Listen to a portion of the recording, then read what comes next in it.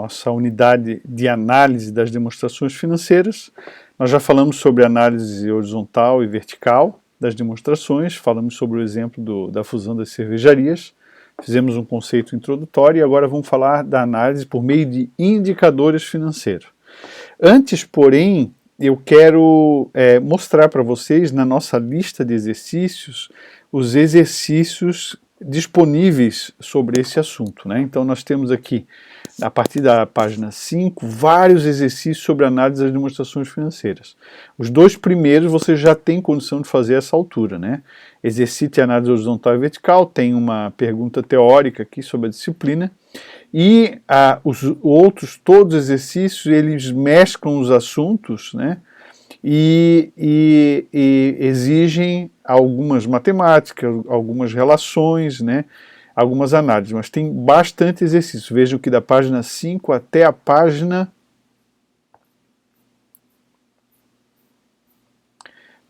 14 tem exercícios sobre análise das demonstrações financeiras para você tirar as dúvidas depois nos momentos síncronos.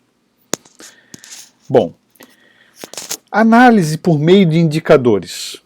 Indicadores são grandezas comparáveis obtidas a partir de valores monetários absolutos, destinados a medir a posição financeira e os níveis de desempenho da empresa em diversos aspectos. Então, primeira coisa, indicador são grandezas comparáveis. Então, por meio de um indicador, embora a gente tenha que fazer muitas ressalvas, é possível comparar uma lanchonete que tem 3 funcionários com um restaurante que tem 20 funcionários, né? O indicador relativiza os resultados da empresa. Então, por exemplo, qual é a margem de lucro da tua empresa? A minha é 10%, a minha é 15%. Bom, então, às vezes uma empresa menor tem uma margem de lucro maior do que uma empresa maior, né? Então é para isso que existe o indicador, que ele relativiza, permite a comparação de resultados absolutos de empresas, às vezes, bem diferentes. É óbvio que não faz sentido a comparação de empresas muito diferentes, e principalmente de empresas de ramo de atividade diferentes. Você viu ali quando a gente estudou a parte tributária, para ter uma noção de que determinadas atividades econômicas têm lucros presumidos completamente diferentes. Para um posto de gasolina, o lucro presumido é 1,6% do que vende, da receita bruta ou lucro operacional, base de cálculo. Um comércio, uma indústria é 8%, né? Um serviço de transporte de cargas é 8%, um serviço de transporte passageiro é 16% ou 12%, né? Serviços em geral é 32% de margem, né? Então, aí não dá para comparar um serviço com uma indústria, não dá, né? Tem que ser de ramos relativamente parecidos, né? Mas o indicador permite essa comparação. Eles são obtidos por relação entre grupos de contas integrantes das demonstrações financeiras, visando fornecer subsídio para administradores, acionistas, sócios, terceiros interessados na situação da entidade para tomada de decisão. Obviamente que aqui nosso foco, nós estamos nos formando para sermos administradores de empresas, então nosso foco sempre, a extração das informações, é pensando na questão da administração de uma empresa, né? Quando você está investindo em empresa, você dá ênfase a determinados indicadores. Quando você é administrador de uma empresa, você já dá ênfase a outros. Aliás, há muito mais indicadores. Vejam, por exemplo, a questão da quantidade de recursos empatado em estoque de empresa. Isso é uma coisa muito típica de administradores de empresa. Não é uma análise normalmente feita por investidores, né? É normalmente feita por administradores que têm que resolver esse problema. Não pode ter estoque exagerado que compromete a rentabilidade da empresa, né? Ok, e a análise por meio do índice, a gente pode aglutinar esses índices nesses 5 tipos de análise. Então a gente analisa a liquidez, tem um grupo de índices que informam sobre liquidez, tem um grupo de índices que informam sobre endividamento, tem um grupo de índices que informam sobre lucratividade, tem um grupo de índices que informam sobre atividade, tem grupos de índices que informam sobre valor da empresa. Este último item a gente usa pouco na disciplina.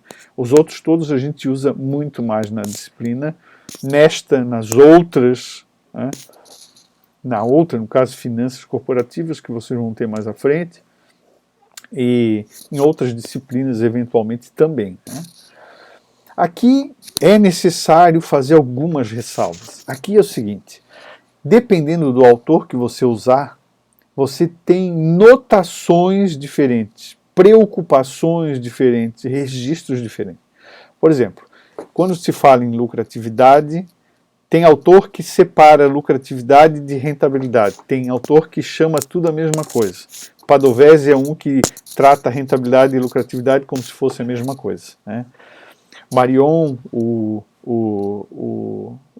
Gitman, muitos autores separam lucratividade de rentabilidade. Eu vou explicar essa diferença para vocês.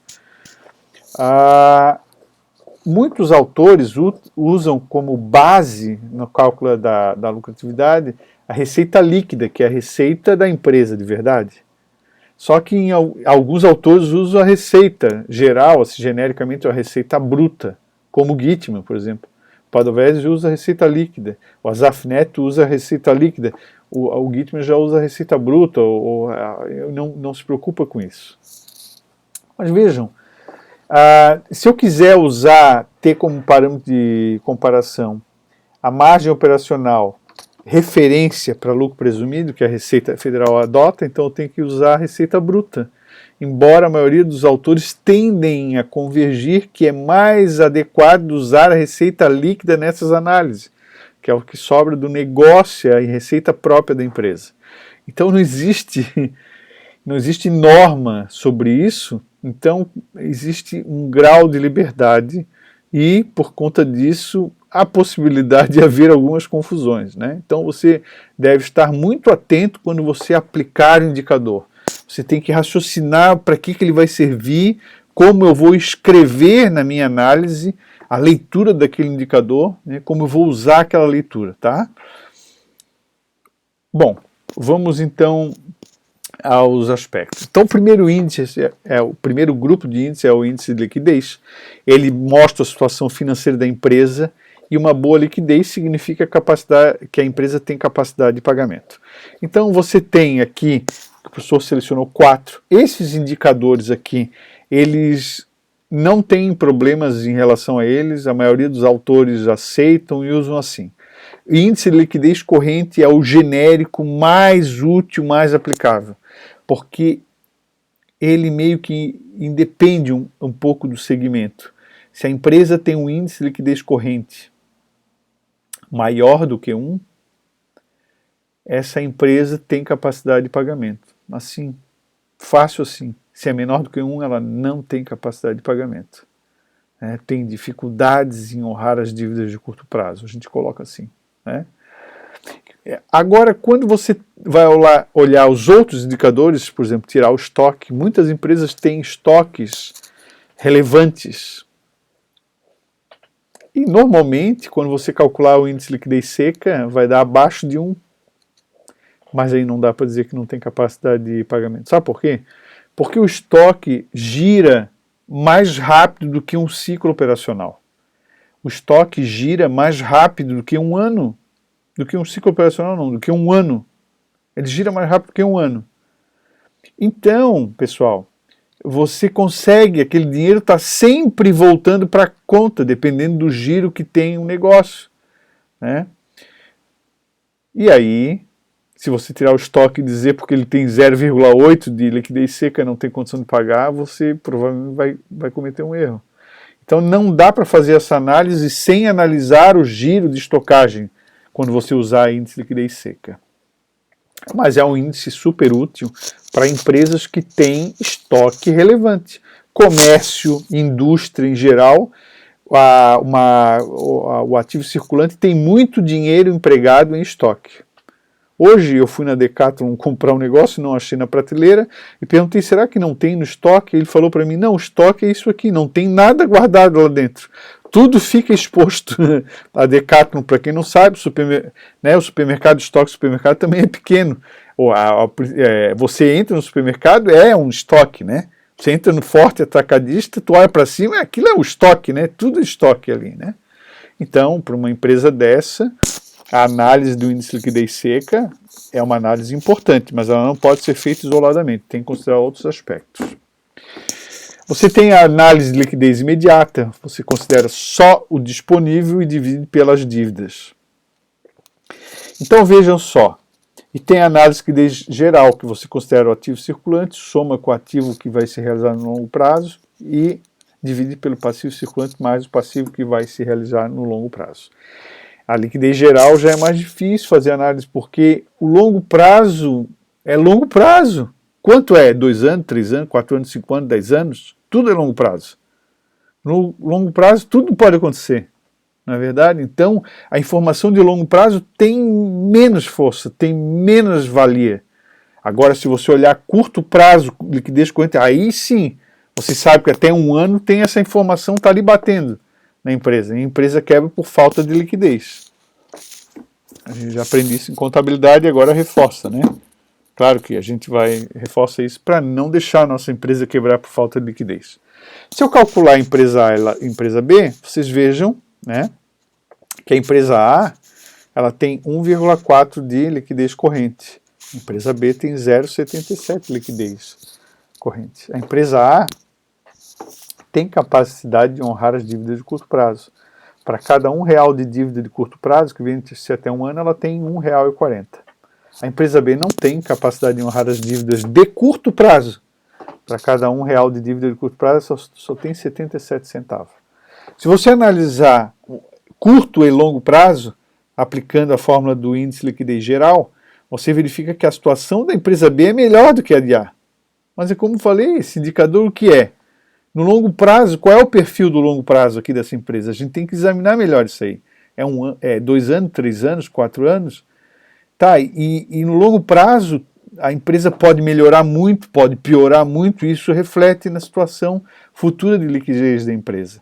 Então esse indicador é muito usado em exercícios, mas ele tem que ser usado com muito cuidado numa análise. Assim como liquidez seca, como liquidez imediata, assim como os outros. Tá certo? Rapidamente vamos falar sobre índices de... aqui, para terminar, então, esse índice de liquidez, né, mostra a base da situação financeira, e aqui eu tenho um resumo dos principais, né, não estão todos aqui, mas estão alguns deles, né, os mais importantes, tem a liquidez geral, quanto a empresa possui de ativo circulante de longo prazo para cada R$1 de dívida total, índice de liquidez corrente, como o professor interpretou, quanto a empresa possui de ativo circulante para cada R$1 de dívida de curto prazo, e liquidez seca, quanto a empresa possui de estoque para cada... Não é de estoque, é quanto que a empresa possui sem estoques, né? Sem os estoques, para cada R$1 de dívida de curto prazo.